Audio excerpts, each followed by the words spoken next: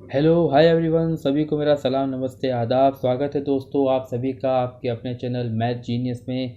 और आप जैसा कि देख सकते हैं लिखा हुआ है 23 जनवरी 2022 का यूपी टेट का जो पेपर हुआ था उसके मैथ का पोर्शन आज हम लोग सॉल्व करने वाले हैं। 30 के 30 क्वेश्चन करेंगे और देखेंगे एग्ज़ाम में किस तरह के सवाल आते हैं ताकि हमारी यूपी टेट 2023 की जो परीक्षा होगी उसमें एक अच्छा स्कोर हम लोग कर सकें। तो चलिए देखते हैं कि पहला क्वेश्चन क्या कहता है। इसमें सवाल पहला जो है वो ये दे रखा है कि a/3 बराबर b/4 बराबर c/7, तो a plus B plus c/c का मान क्या होगा। इसमें आप देख सकते हैं कि जो बटे में लिखा हुआ है एक्चुअली में वही उसका मान है। अगर कभी आपको इस तरीके की चीज़ दे दी जाए जैसा इसमें दिया है कि a/3 बराबर b/4 बराबर c/7, तो जो बटे में लिखा है वही एक्चुअल में उसका मान है। यानी a का मान 3 है, b का मान 4 है, c का मान 7 है। तो जो हमसे मान पूछा जा रहा है इसमें आप मान वैल्यू को उठाकर रख दीजिए।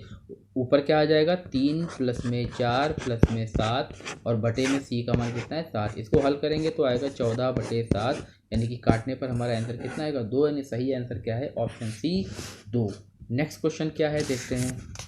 अगला सवाल हमारा कह रहा है कि यदि 5 जनवरी 1991 को शनिवार था तो 3 मार्च 1992 को सप्ताह का कौन सा दिन होगा। दोस्तों आप लोग जानते होंगे कि जो साधारण वर्ष होता है, साधारण वर्ष में साल का जो पहला दिन होता है वही लास्ट दिन भी होता है, आखिरी दिन वही होता है। ठीक है, तो 5 जनवरी 1991 को अगर इन्होंने सैटरडे बताया है तो अगला जो वर्ष आएगा यानी कि 5 जनवरी 1992 उसमें क्या होगा, वो दिन जो रहा होगा वो इसका अगला दिन रहेगा। यानी शनिवार का अगला क्या होता है रविवार, यानी कि संडे का दिन। तो ये तो हमें यहाँ तक पता चल गया। अब देखिए यहाँ पे कितने मंथ हैं, 1992 की बात करते हैं।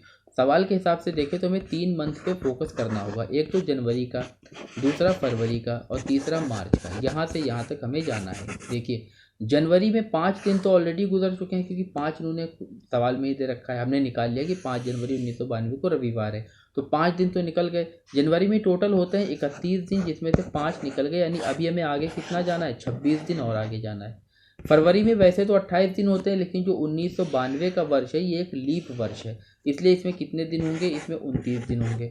और मार्च के मंथ में हमसे जो पूछा जा रहा है तो 3 मार्च तक की ही बात करी जा रही है। मार्च के हमें सिर्फ 3 दिन लेने हैं। तो अगर आप 5 जनवरी के बाद की बात करें तो इसमें कितने दिन एक्स्ट्रा आ गए, मतलब 5 जनवरी से लेकर 3 मार्च जाने तक हमें कितने दिन टोटल चाहिए 58। अब जब दिन होते हैं तो उसमें जब आप 7 का भाग लगाते हैं तो जो शेषफल बचता है, यहाँ से आप भाग लगाएंगे तो 7 अट्ठे 56 चला जाएगा, शेषफल आएगा 2। ये जो 2 आया है दोस्तों ये और डेज बताता है। 7 से हमने इसलिए डिवाइड करें क्योंकि सप्ताह में 7 दिन होते हैं और 7 दिन के बाद दिन जो होता है वो चेंज हो जाता है 7 दिनों के बाद। तो 2 शेषफल बचने का मतलब ये है कि अगर 5 जनवरी 1992 को रविवार है तो उसके 58 दिनों के बाद 2 दिन एक्स्ट्रा हैं। यानी कि 2 दिन एक्स्ट्रा क्या मतलब क्या हुआ कि रविवार के बाद 2 दिन आपको देखने हैं। तो रविवार के बाद आएगा सोमवार, सोमवार के बाद क्या आएगा दूसरा दिन मंगलवार। यानी जो हमसे पूछा जा रहा है कि 3 मार्च को कौन सा दिन होगा तो वो होगा मंगलवार। तो सही आंसर हमारा हो जाएगा ऑप्शन 2 मंगलवार। इसी तरह से नेक्स्ट क्वेश्चन देखते हैं हम लोग क्या कहे। नेक्स्ट क्वेश्चन जो है वो त्रिभुज की रचना से कह रहे हैं कि इसमें से कौन सी भुजाओं का सेट होगा जो त्रिभुज की रचना करने के लिए संभव होगा। तो किसी भी त्रिभुज की रचना करने के लिए मैं आपको बता दूं कि क्या चीज़ होती है। जब आप त्रिभुज बनाते हैं तो त्रिभुज की 3 भुजाएं होती हैं और उसमें संभव यही बात होती है कि तभी त्रिभुज बन पाता है जब किन्हीं भी 2 भुजाओं का जो योग होता है वो तीसरी भुजा से बड़ा है। यानी जो आपको ऑप्शन दे रखे हैं इसमें वही सही उत्तर होगा जिसमें आप किन्हीं भी 2 भुजाइयों को जोड़िएगा तो वो तीसरी भुजा से बड़ा निकलेगा। जैसे कि पहला आंसर हमारा गलत है, ऑप्शन ए जो है 1 जो है वो गलत है। क्यों? क्योंकि अगर आप देखिए 6 3 को जोड़ें 9 तो वो 3 से ज़्यादा आता है, ठीक है। अगर 6 और ये वाले 3 को जोड़ें तो फिर ये 3 इस वाले 3 से ज़्यादा आएगा, जो भी सही है। लेकिन अगर आप इसको दोनों को जोड़ते हैं 3 और 3 को तो वो 6 आएगा जो कि तीसरी भुजा के बराबर हो जाएगा। जबकि कंडीशन क्या कहती है कि 2 भुजाओं का योग तीसरी भुजा से बड़ा होना चाहिए, इसलिए ये उत्तर गलत हो जाएगा। इसी तरह से आप जोड़ के देखेंगे तो ये भी गलत आएगा, ये भी गलत आएगा। सही उत्तर हमारा होगा ऑप्शन बी। ठीक है, अगला क्वेश्चन देखते हैं क्या है। नेक्स्ट क्वेश्चन हमारा करनी से दिया है, घातांक कह सकते हैं इसको, उससे दे रखा है। कह रहे कि वर्गमूल 3 घनमूल 4 और चौथा मूल किसका 5 का। इसको आरोही क्रम में लगाना है। आरोही क्रम का मतलब होता है बढ़ता हुआ क्रम। तो किसी भी क्रम में जब लगाना होता है, चाहे आरोही हो या अवरोही हो, हम तभी व्यवस्थित कर सकते हैं जब हमको ये पता हो कि संख्या कौन सी छोटी है कौन सी बड़ी है। तो इनमें अगर सिर्फ 3, 3, 4 और 5 दिया होता तो हम आसानी से बता देते कौन छोटा है कौन बड़ा है, लेकिन इसके ऊपर घातांक लगे हैं, वो भी करनी के रूप में। तो कैसे पता लगाएंगे, देखिए यहाँ पे जो ये वर्गमूल 3 लिखा है, वर्गमूल का मतलब होता है 2, तो यहाँ पर 2 हो गया। सेकंड में घनमूल है और थर्ड में है चौथा मूल। तो याद रखिए आप ऐसे पता नहीं लगा सकते, सबसे पहले इनके जो ये करनी है ना, इनको बराबर करना चाहिए। 2, 3 और 4 ये जब बराबर होंगे तभी हम इसका पता लगा पाएंगे कि कौन छोटा है कौन बड़ा। तो इसका तरीका क्या होता है, 2 को, 3 को और 4 को बराबर करने का तरीका क्या है, 2, 3 और 4 इनका जो एलसीएम होता है वो होता है 12। जब भी कई नंबरों को अगर आपको बराबर करके एक नंबर बनाना है तो सिर्फ आप एलसीएम के ही बराबर बना सकते हैं। तो 2, 3, 4 का लासा जो है वो 12 हुआ। और 12 कैसे बनाएंगे आप देखिए, 2 को 12 बनाने के लिए क्या करेंगे, 6 से गुणा।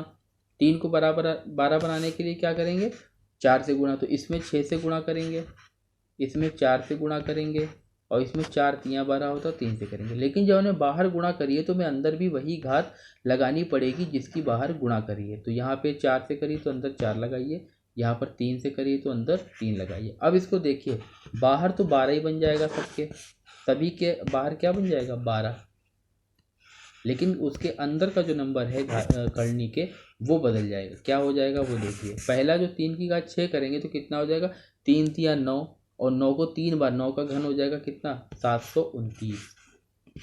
इसी से 4 की घात 4 करेंगे तो 4 का वर्ग होता है 16, और 16 का वर्ग करेंगे तो आएगा कितना, 256। और 5 का घन करेंगे 5 की घात 3 तो आता है 125। अब जब बाहर करनी बराबर हो गई है, सभी में 12वां मूल आ गया, तो अंदर आप देख के पता लगा सकते हैं कि कौन छोटा है कौन बड़ा। हमसे सवाल में आरोही पूछा गया है, आरोही का मतलब होता है छोटे से बड़ा। तो सबसे छोटा ये है, उसके बाद ये है, और फिर उसके बाद ये है। यानी सही उत्तर जो हमारा होगा वो आएगा कि सबसे पहले ये लिखा जाएगा, उसके बाद ये लिखा जाएगा, और उसके बाद ये लिखा जाएगा। तो √3 सबसे लास्ट में आएगा। ये हमारा सही आंसर है, ऑप्शन 3। नेक्स्ट क्वेश्चन देखते हैं किस तरह का आया था। अगला सवाल जो आया है वो आया है हमारा सांख्यिकी पे, माध्यिका माध्य युग पूछा जाता है, इसमें से आया। कह रहे हैं यदि अवरोही क्रम में रखे गए आंकड़ों के दोनों छोरों से प्रेक्षण हटाए जाते हैं तो केंद्रीय प्रवृत्ति के कौन से मापक प्रभावित होते हैं। तो देखिए, जो इसमें कई तरह के आप लोग जो है मापक निकालते हैं केंद्रीय प्रवृत्ति के माप से। माध्य भी निकलता है, माध्यक निकलता है, बहुलक निकलता है, माध्यिका को ही माध्यक कहते हैं। तो इसमें अगर आप दोनों तरफ से एक एक जो है प्रेक्षण को हटा देते हैं तो माध्य और बहुलक ये दोनों बदल जाते हैं। माध्यिका कभी नहीं बदलती, क्योंकि माध्यिका बिल्कुल बीच वाला पद होता है, इसलिए माध्यिका नहीं बदलती, माध्य और बहुलक ही बदलते हैं। ठीक है, ये जानकारी की बात है, आपको पता होना चाहिए, आप पढ़ेंगे तो। अगला सवाल है, 5 सेंटीमीटर बाजू वाले घन के सभी फलकों पर रंग लगाया जाता है। यदि इससे 1 सेंटीमीटर वाले घनों से काटा जाए तो 1 सेंटीमीटर क्यूब वाले कितने घनों में केवल एक ही फलक पर रंग होगा, केवल एक ही फलक पर रंग होगा। जब इस तरह का सवाल पूछा जाए तो आप बस एक फॉर्मूला याद रखिएगा, होता है n-2 और इंटू में कितना कर देंगे 6, इसका स्क्वायर कर देंगे हम लोग। तो इसमें क्या होता है, जो n का मान है, n क्या होता है, बड़े वाले घन की भुजा बटे में छोटे वाले घन की भुजा, और -2, फिर इसका आपको वर्ग करना है और इंटू में कर देना है कितना 6। तो यहाँ पर बड़े वाले घन की भुजा कितनी दी है 5 सेंटीमीटर, तो आ जाएगा 5 बटे में छोटे वाले घन का आयतन दे रखा है 1 सेंटीमीटर क्यूब। तो 1 सेंटीमीटर क्यूब आयतन का मतलब है कि तीनों भुजा एक रही होंगी ना, तभी तो 1 कम 1 आया होगा। तो ये हो गया 1 - 2, उसका स्क्वायर होगा और इंटू में क्या होगा 6। तो 5 में से 2 गए तो 3 बचा, 3 का वर्ग 9 और 9 छंग कितना आएगा 54, यानी सही उत्तर हमारा हो जाएगा ऑप्शन नंबर 2। ठीक है, नेक्स्ट क्वेश्चन देखते हैं। अगला सवाल कह रहा है कि एक खंबे का 4/7 भाग कीचड़ में धंसा है। जब धंसे हुए का 1/3 भाग बाहर खींचा जाता है तो पाया गया कि 8 मीटर का खंबा अभी भी कीचड़ में है। खंबे की पूरी माप क्या होगी। अब देखिए, पहले कीचड़ में कितना भाग धंसा था 4/7। आगे फिर ये कहते हैं कि धंसे हुए भाग का 1/3 जब बाहर खींचा जाता, तो अगर 1/3 आप बाहर खींच लोगे तो अंदर कितना बाकी रह जाएगा 2/3, यानी 4/7 जो पहले धंसा हुआ था बाहर खींचने के बाद इसका 2/3 अभी रह गया, तो कितना आ जाएगा ये 8/21। और सवाल में ये कहता है कि खींचने के बाद क्या होता है, 8 मीटर माप का खंभा अभी भी कीचड़ में है। तो जो हमने निकाला है 8/21, इसी का मान सवाल में 8 मीटर दे रखा है। तो यहाँ से एक का मान निकालेंगे तो कितना आएगा, 8 से 8 कैंसिल हो जाएगा, बराबर आएगा 21। यानी खंभे की लंबाई जो टोटल हुई वो 21 मीटर हुई। काफ़ी ईजी क्वेश्चन थे वैसे ये। आगे देखते हैं, पंचभुज के अंतःकोणों का योग ज्ञात कीजिए। पंचभुज यानी कि जिसमें 5 साइड होती हैं, 5 भुजाएं होती हैं। तो आप याद रखिएगा, पंचभुज हो, कोई भुज हो, षटभुज हो, सप्तभुज हो, आप एक फॉर्मूला याद रखिएगा, n-2 इंटू में 180। यदि n भुजाओं वाला बहुभुज होता है तो उसके सभी अंतःकोणों का योग जो होता है वो होता है n-2 इंटू में 180। तो n की जगह पे हमारे सवाल में कितना क्या है, 5 साइड है, पंचभुज है, तो n के ऊपर रखेंगे 5। 5 में से 2 जाएगा तो 3 आएगा, और 3 गुणे 180 का मान कितना होता है, 540। यानी सही उत्तर हमारा हो जाएगा ऑप्शन नंबर सेकेंड। अगला सवाल देखते हैं हम लोग। समय और कार्य से नेक्स्ट क्वेश्चन आया था कि ए और बी किसी काम को 12 दिन में करते हैं, बी और सी उसी काम को 15 दिन में करते हैं, सी और ए उसी काम को 20 दिन में करते हैं, ए अकेला उस काम को कितने दिन में कर सकता है। ठीक है, इसको क्या रखेंगे, देखिए ए प्लस बी बराबर क्या है, 12 दिन, बी प्लस सी बराबर कितना दे रखा है हमारा, 15 दिन, और सी प्लस ए हमारा दे रखा है कितना, 20 दिन। क्या कराया जाएगा, सबसे पहले इसका लासा ले लेंगे, लासा आएगा 60। अब 12 का भाग लगाएंगे तो 5 आएगा, 15 का भाग लगाएंगे 4 आएगा, 20 का भाग लगाएंगे 3 आएगा। ये जो 5 निकल के आया ये ए प्लस बी की क्षमता है, जो 4 निकल के आया है वो बी प्लस सी की क्षमता है, जो 3 निकल के आया है वो सी प्लस ए की क्षमता है।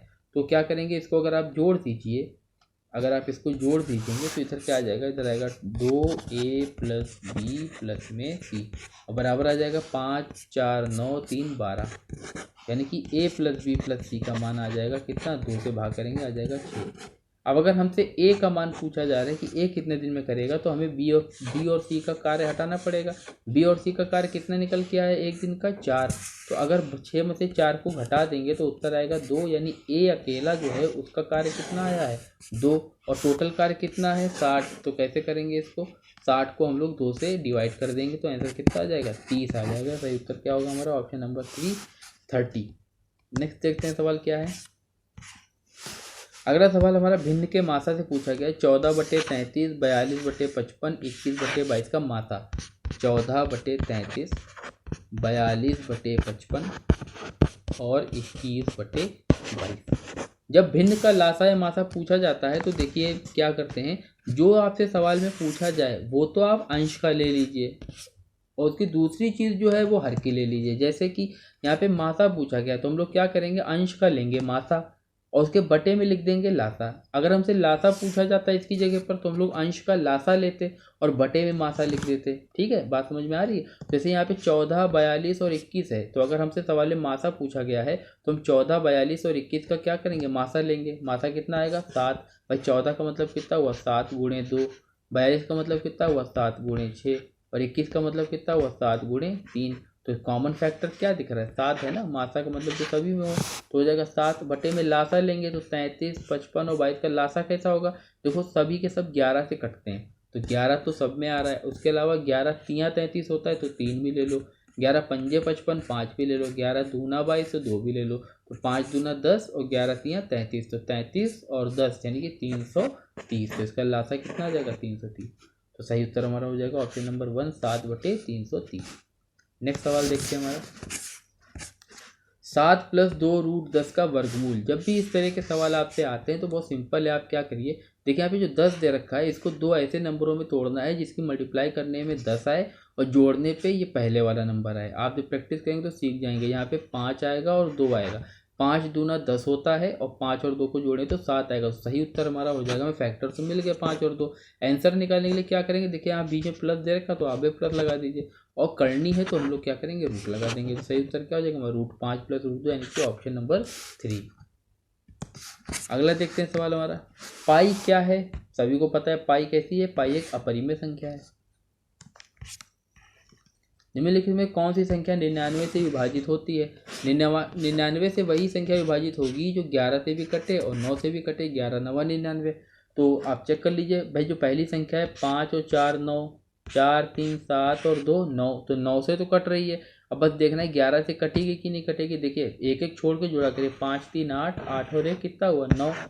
और बचा हुआ कितना आएगा, 4 और 4 8, 8 और 1 कितना हुआ 9, दोनों को घटा दिए कितना रहा 0, यानी 11 से क्या होगी, कट जाएगी। तो ये जो पहला ऑप्शन है 11 से भी कटेगा, 9 से भी कटेगा, यानी कि ये हमारा 99 से भी कट जाएगा। तो सही उत्तर क्या हुआ हमारा, ऑप्शन नंबर 1। नेक्स्ट क्वेश्चन देखते हैं क्या कहता है। ये तो बहुत छोटा सा सवाल आ गया बच्चों वाला, 7वें 8वें क्वेश्चन है। कह रहे कि 16,075 को किसी संख्या से भाग देने पर भागफल 167 आता है, शेषफल 43 आता है, तो भाजक क्या होगा। भाजक मतलब जिससे भाग देते हैं, आप जानते हैं ना ऐसे सवाल करे जाते हैं।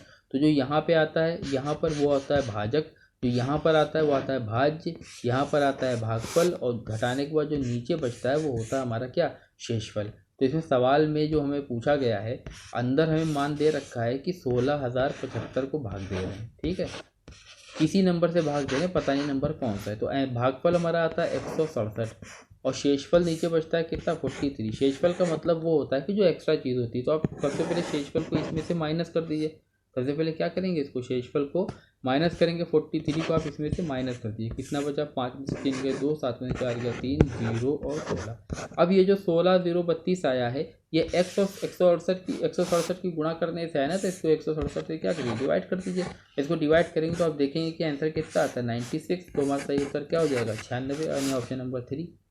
नेक्स्ट क्वेश्चन देखते हैं हमारा क्या है। 50 से छोटे धन पूर्णांकों में अभाज्यों की संख्या कितनी होगी, यानी कि प्राइम हमसे पूछा था कि प्राइम नंबर कितने होंगे।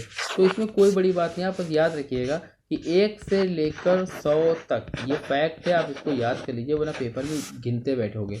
1 से लेकर 100 तक टोटल 25 अभाज्य संख्याएं होती हैं, और इसमें 25 में से जो 15 होती हैं वो आपको 1 से लेकर 50 तक मिल जाएंगी, और जो 10 होती हैं वो आपको मिलती हैं 50 से लेकर 100 तक। तो सवाल में हमसे पूछा जा रहा है कि 50 से छोटे, यानी कि 1 से लेकर 50 तक कितने अभाज्य हैं। तो हमें देखना 1 से लेकर 50 तक जो कितने अभाज्य होते हैं, 15। सही आंसर हमारा क्या हो जाएगा, सही उत्तर हो जाएगा हमारा ऑप्शन नंबर डी 15।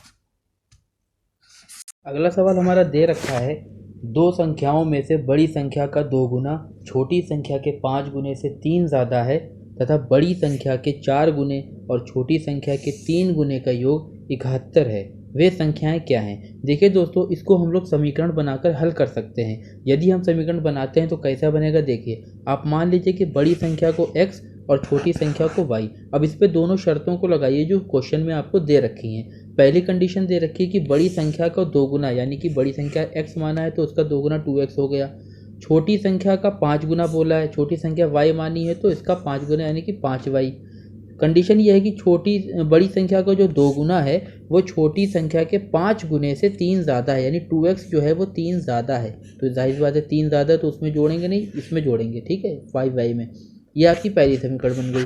अब दूसरी कंडीशन दे रखी है कि बड़ी संख्या का 4 गुना यानी x का 4 गुना, और छोटी संख्या का 3 गुना यानी y का 3 गुना, इन दोनों का जो योग है वो 71 दे रखा है। ये हमारा बन गया आपका दूसरा समीकरण। अगर हम इन दोनों समीकरणों को हल कर लें तो हमें x और y का मान पता चल जाएगा, जिससे हम संख्याओं का पता लगा सकते हैं। लेकिन हम लोग ये मेथड का यूज़ नहीं करेंगे, इससे काफ़ी लंबा हो जाएगा। एग्जाम में जब आपको जल्दी सवाल करना है तो आप इसको ऑप्शन से सॉल्व कर सकते हैं। देखिए ऑप्शन से इस तरह के सवाल कैसे किए जाते हैं। हम इसमें कंडीशंस को सेटिस्फाई करवा के देखेंगे। पहली कंडीशन दे रखी है कि बड़ी संख्या का 2 गुना, तो मान लीजिए ऑप्शन 1 को चेक करते हैं तो बड़ी संख्या इसमें 43 है, इसका 2 गुना हो गया आपका कितना 86।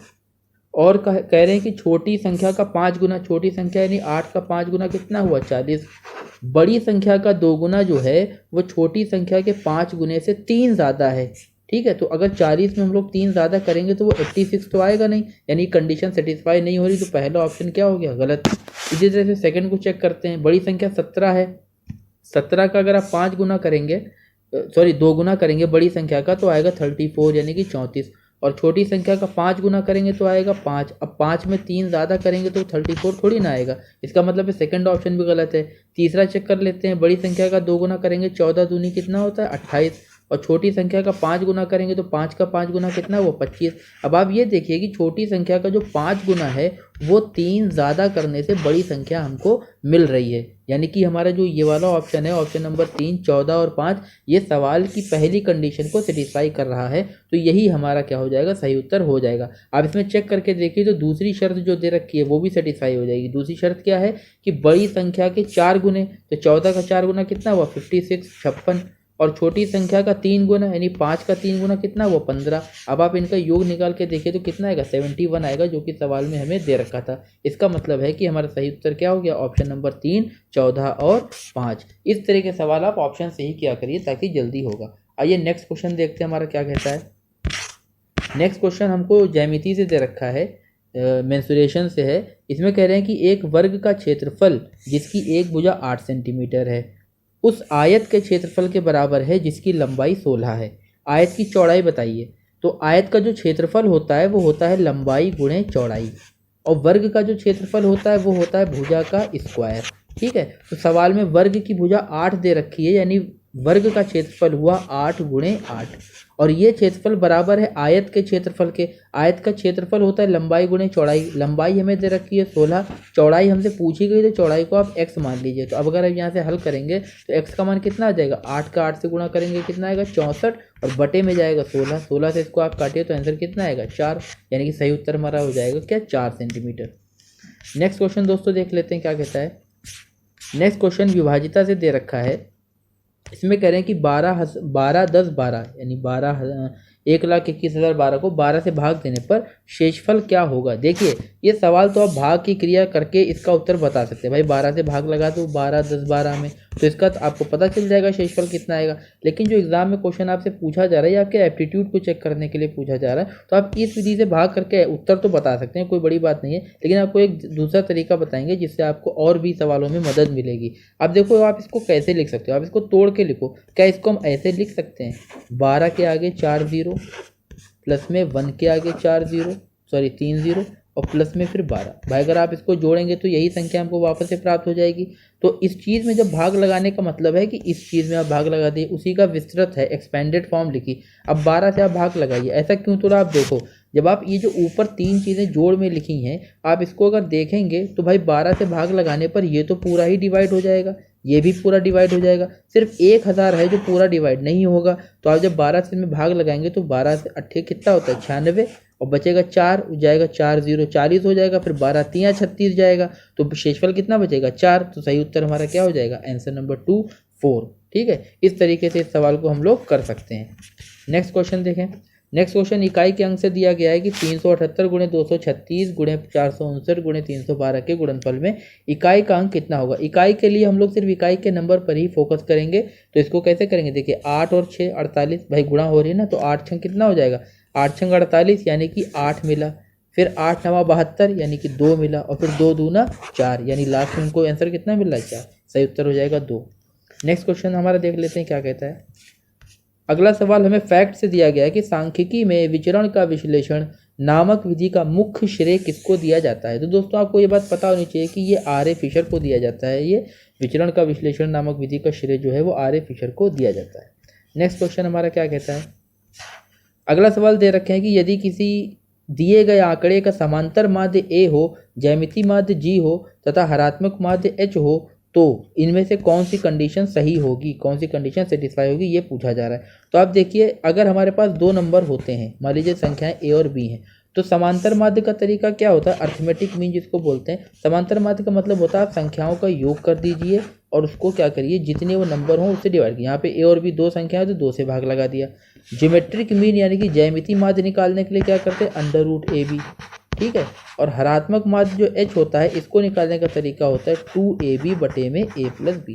यह हम बताएं इसको ऐसे इसलिए रहे आपको, ताकि अगर कभी आपसे पूछ दिया जाए ज्यामितीय माध्य बताओ, हरात्मक माध्य बताओ, संख्या दी जाए आपको, तो आप कैसे इसको निकालेंगे। ठीक है, तो ये तो इसके फॉर्मूले हो गए। इसका सही उत्तर ये होता है कि आप अगर कोई भी 2 संख्याएं मान लेते हैं तो उसमें अर्थमेटिक मीन जो a होगा वो सबसे बड़ा आएगा, उससे छोटा ज्योमेट्रिक मीन आता है और सबसे छोटा निकल के आता है हरात्मक माध्य। आप इसको एग्जाम्पल के तौर पर भी करके चेक कर सकते हैं। मान लीजिए आप संख्या 3 और 4 ले लीजिए, आप इसको हल करके देखिएगा तो आपका उत्तर आपको पता चल जाएगा कि सबसे बड़ा मान जो आता है वो a का आता है, उससे छोटा g आता है, उससे छोटा h आता है। सही ऑप्शन हमारा हो जाएगा ऑप्शन नंबर 3। ठीक है, आइए इसको करके दिखा ही देते हैं आपको। मान लीजिए आप a का मान 4 ले लीजिए, और बी का मान 2 ले लीजिए। अगर इनका हम समांतर माध्य निकालेंगे तो कितना आएगा, देखो 4 + 2 बटे में 2, 4 और 2 6, 6 का आधा 3, तो ए इसका 3 आ गया। ज्योमेट्रिक मीन के लिए आप करेंगे तो आएगा अंडर रूट में कितना 4 × में 2, यानी वर्गमूल कितना आ जाएगा 8। आप देखो 9 का वर्गमूल 3 होता है, तो 8 का वर्गमूल जो होगा वो 3 से छोटा ही आएगा, ठीक है। और h निकाल के देखें हरात्मक माध्य, उसका फॉर्मूला क्या होता है 2ab बटे में a + b,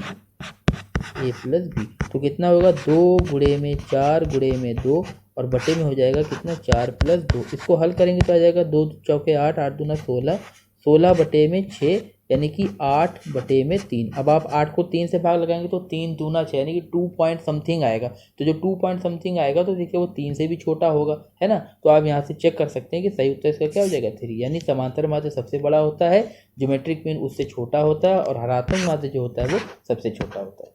नेक्स्ट क्वेश्चन हमारा कहते हैं कि दो संख्याओं का अंतर तथा गुणनफल क्रमशः 5 और 6 हैं, 5 और 36 हो, तो उनके व्युत्क्रमों का अंतर क्या होगा। मान लीजिए संख्या अगर ए और बी मान लेते हैं तो सवाल के हिसाब से उनका अंतर दे रखा हमको कितना 5, यानी कि घटाकर अंतर आता है, और उनका जो गुणनफल दे रखा है वो दे रखा है कितना 36। कह रहे हैं उनके व्युत्क्रमों का अंतर क्या होगा। भाई अगर संख्या ए मानी है तो उसका व्युत्क्रम क्या हुआ 1/a, और संख्या बी जो है उसका व्युत्क्रम क्या हुआ 1/b। अब हमसे व्युत्क्रमों का अंतर पूछा जा रहा है तो आप इसको घटा के लिखिए। अब इसको हल करेंगे तो ऊपर हो जाएगा b - a अपॉन में क्या हो जाएगा ab, ठीक है। तो अब देखिए जो b - a है उसी का मान तो 5 दे रखा है, यहाँ पे अंतर का है ना, तो हमें पता नहीं कौन संख्या बड़ी होगी, तो उसका मान हो जाएगा 5 और बटे में गुणनफल कितना दे रखा है 36। तो सही उत्तर हमारा हो जाएगा ऑप्शन नंबर 1। नेक्स्ट क्वेश्चन देखते हैं हमारा क्या कहता है। अगला सवाल हमारा ही मेंसुरेशन से है। कह रहे हैं कि किसी कमरे की चारों दीवारों का क्षेत्रफल 660 मीटर स्क्वायर है तथा लंबाई उसकी चौड़ाई की 2 गुनी है। यदि कमरे की ऊंचाई 11 मीटर हो तो उस छत का क्षेत्रफल क्या होगा, उसकी छत का क्षेत्रफल क्या होगा। देखिए छत का क्षेत्रफल वही होता है जो फर्श का क्षेत्रफल होता है, ठीक है। अब कमरे में 3 भुजाएं होती हैं, जब कोई भी कमरा होगा तो घनाभ के आकार का होता है, तो उसमें लंबाई भी होती है, चौड़ाई भी होती है और ऊंचाई भी होती है। इसमें जो दीवारों का क्षेत्रफल का आपको पता होना चाहिए, दीवारों का क्षेत्रफल का जो फॉर्मूला होता है वो होता है परिमाप गुणे में ऊंचाई। ये आप लिख लीजिए, आगे सवालों में आपको मदद मिलेगी। तो परिमाप गुणे में क्या होता है ऊंचाई, ये दीवारों के क्षेत्रफल का फॉर्मूला है, आप अपनी कॉपी में नोट कर लीजिएगा। अब परिमाप क्या होता है, आयत का परिमाप होता है 2 × में l + b। इसमें परिमाप में जब ऊंचाई की गुणा करते हैं तब हमारा दीवारों का क्षेत्रफल आता है, जिसका मान सवाल में 660 दे रखा है। अब इसमें अपनी वैल्यू पुट करिए। देखिए इसमें कह रहे हैं कि लंबाई उसकी चौड़ाई की 2 गुनी है, तो अगर चौड़ाई को हम लोग x मान लेते हैं तो लंबाई कितनी हो जाएगी 2x हो जाएगी, ठीक है। बाहर कितना है यहाँ पे 2, ये तो परिमाप बन गया। इनटू में ऊंचाई दे रखी है 11, बराबर में कितना है 660। और जब इस 11 को इधर भेजेंगे तो बटे में चला जाएगा, और इधर कितना हो जाएगा 2x और x 3x और बाहर 2 लिखा तो हो जाएगा टोटल कितना 6x, बराबर ये 11 भाग करेगा जाके तो 11 से काटेंगे इसको कितना आएगा 11 छंग 66 60 आ जाएगा। जब x से काटेंगे 6 से काटेंगे तो x का मान कितना आएगा 10। जब x का मान 10 आ गया यानी ये 10 हो गया जो कि हमारी चौड़ाई का मान है, और ये हो जाएगा 20 जो कि हमारी लंबाई का मान है। सवाल में कह रहे हैं कि छत का क्षेत्रफल क्या होगा, तो क्षेत्रफल छत जो होगी वो फर्श के बराबर होगा, और फर्श का आकार होगा आयत का। आयत का क्षेत्रफल होता है लंबाई गुणे चौड़ाई, यानी कि 20 × 10। सही उत्तर आ जाएगा 200 मीटर स्क्वायर। नेक्स्ट क्वेश्चन देखते हैं क्या कहता है। अगर आपको कोई सवाल समझ में नहीं आता है, आप चाहते हैं कि उसको दोबारा बताया जाए, प्लीज़ कमेंट जरूर किया करिए। कमेंट करेंगे तभी हमें पता चलेगा कि आपको समझ में आया या फिर नहीं। नेक्स्ट क्वेश्चन भी एरिया से ही है। कह रहे हैं एक वर्ग और एक समबाहु त्रिभुज यानी कि जिसकी तीनों भुजाएं बराबर हों। एक वर्ग और एक समबाहु त्रिभुज की एक भुजा उभयनिष्ठ है। यदि त्रिभुज की भुजा की माप 4/3 सेंटीमीटर हो तो आकृति का परिमाप क्या होगा, ठीक है। अब देखिए क्या है, इसमें समबाहु त्रिभुज एक दे रखा है और एक वर्ग दे रखा है, और दोनों की भुजा उभयनिष्ठ बताइए। उभयनिष्ठ का मतलब होता है कॉमन, तो कॉमन है यानी कि एक के ऊपर एक है, इस तरह से दे रखा है। त्रिभुज की भुजा दे रखी 4/3, तो ये भी 4/3 हुआ, ये भी 4/3 हुआ, क्योंकि समबाहु है ना, तो ये भी 4/3 हुआ। अब ये वर्ग की भुजा है, जो त्रिभुज की वाली भुजा है वो वर्ग की भी है, तो वर्ग भी 4/3 हुआ, तो ये भी 4/3, ये भी 4/3 और ये भी 4/3। तो आप देखिए इसमें परिमाप पूछा जा रहा है। जब परिमाप लेंगे तो परिमाप का मतलब होता है परिमाप, चारों तरफ की माप। तो आपको ये लंबाई लेनी है, ये लंबाई लेनी है, ये लेनी है, ये लेनी है और ये लेनी है। ये लंबाई मत लीजिएगा क्योंकि चारों तरफ नहीं, उसके भीतर है। तो एक 1 2 3 4 और 5, तो परिमाप कितना हो जाएगा 5 गुणे 4/3। ठीक है, इसको हल करेंगे तो कितना आएगा 20/3। सॉल्व करने पे आ जाएगा 6 सही 3 छके 18 और 2 शेषफल आएगा, तो 6 सही 2/3 सेंटीमीटर, यानी कि पहला उत्तर हमारा सही है।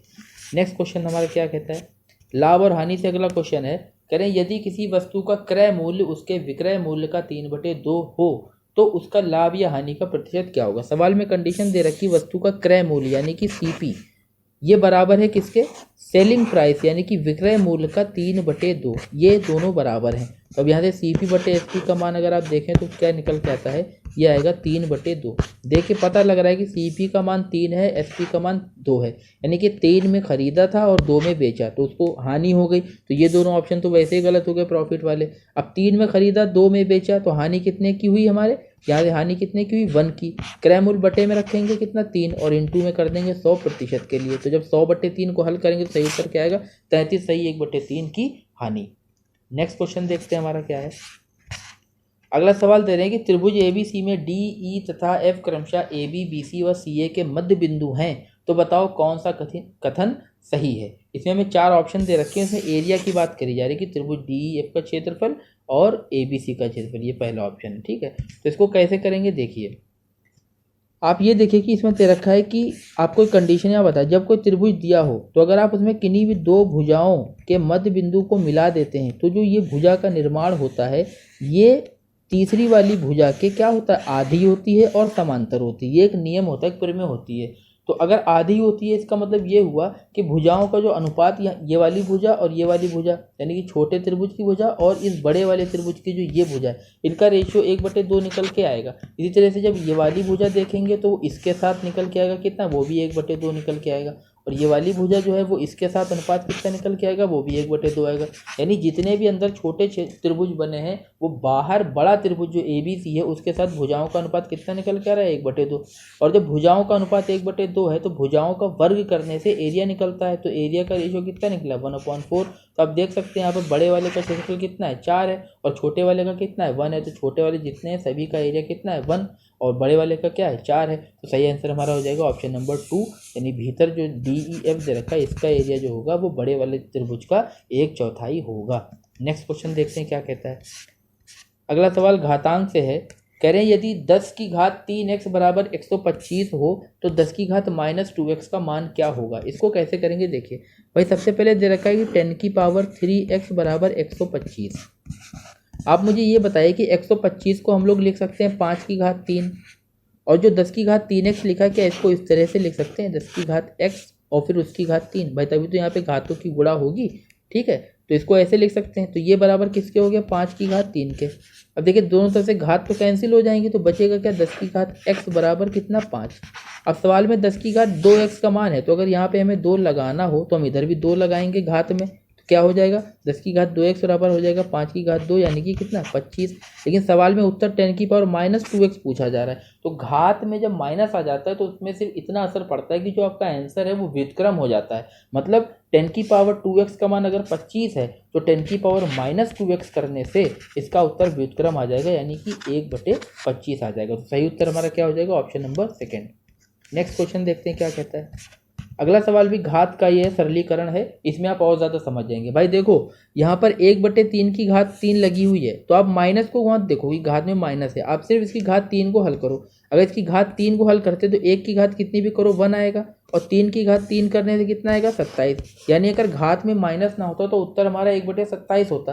लेकिन अभी हमने आपको बताया कि घात माइनस होने पर ये होता है कि आंसर हमारा व्युत्क्रम निकल के आता है। तो अगर यहाँ पे माइनस घात ना होती तो उत्तर आता है 1/27, लेकिन माइनस होने की वजह से उत्तर अब 27/1 आएगा, यानी इसका मान आ जाएगा कितना 27 माइनस। इसी तरह से यहाँ पर 4 की घात 2 लगी हुई तो 1/16 आना चाहिए, लेकिन आंसर आएगा 16/1। ठीक है, भाग का निशान है, उसके बाहर फिर है 1/4 की घात -3, तो अगर माइनस ना होता तो आता है 1/64, 4 की घात 3 64 होता है, 1/64 ना आकर सही उत्तर आएगा 64/1 यानी कि 64।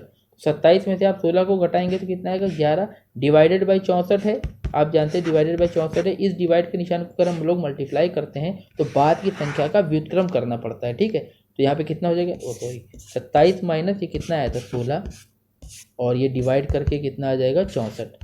ये हो जाएगा 11 इंटू कर देंगे 1/64, तो सही उत्तर हमारा आ जाएगा 11/64, यानी आंसर नंबर 1। नेक्स्ट क्वेश्चन देखते हैं हमारा क्या कहता है। तो आज के सारे क्वेश्चन यहीं पे समाप्त होते हैं। बहुत बहुत आप लोगों का धन्यवाद वीडियो देखने के लिए। अगर आपको वीडियो पसंद आ रहा है तो लाइक करना बिल्कुल भी ना भूलें और हमारे साथ रेगुलर बने रहें, ताकि इस वर्ष 2023 में जो कई सारी भर्तियां आने की संभावना है उसके लिए आपकी एक अच्छी तैयारी हो सके। तो वीडियो को शेयर करिए, लाइक करिए और हमारे साथ बने रहिए। धन्यवाद।